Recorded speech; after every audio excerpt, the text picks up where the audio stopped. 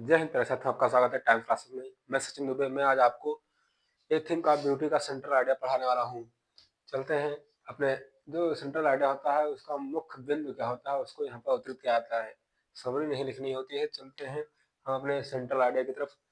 It is said that, क्या कहता है, a thing of beauty is a joy forever. ये जो ये थिंक ऑफ ब्यूटी होती है ये हमेशा के लिए होती है। फॉर एवर मतलब हमेशा के लिए होती है। In this poem the poet tell us about the beauty. इस कविता में कवि कहता है कि कवि सुंदरता के बारे में बताना चाहता है। सुंदरता यानी कि प्राकृतिक सुंदरता के बारे में कवि यहाँ पर बताना चाहता है। He says that beauty is not only seen but also heard in the nature. बहुत ही इंपॉर्टेंट लाइन है। कहता है he says that beauty is not only seen but also heard in the nature.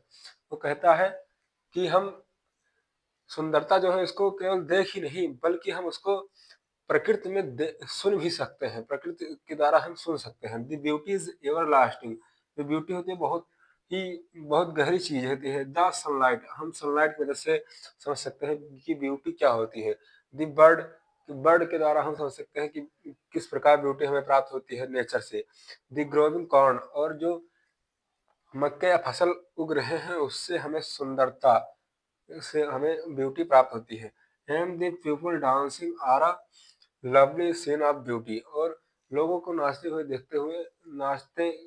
देखते हुए हम उनसे सुंदरता को प्राप्त कर अपने प्रकृति की सुंदरता को देख सकते हैं। It can be seen in the night, हम ब्यूटी को रात्र में तथा फॉलिंग रेन ड्रॉप्स, और गिरते हुए ओस में या बूंदों में भी सुंदरता को देख सकते हैं। एंड चैंटिंग ऑफ सिंगर, और सिंगर को गुनगुनाते हुए भी उसमें भी सुंदरता का आनंद लिया जा सकता है। ये कवि इस कविता के द्वारा आपको संदेश देना चाहता है। यही सब उसमें लिखना है। इन मैन, अब एक आदमी के अंदर beauty can be seen in this good deeds. यहाँ पर डीड्स लिखा है।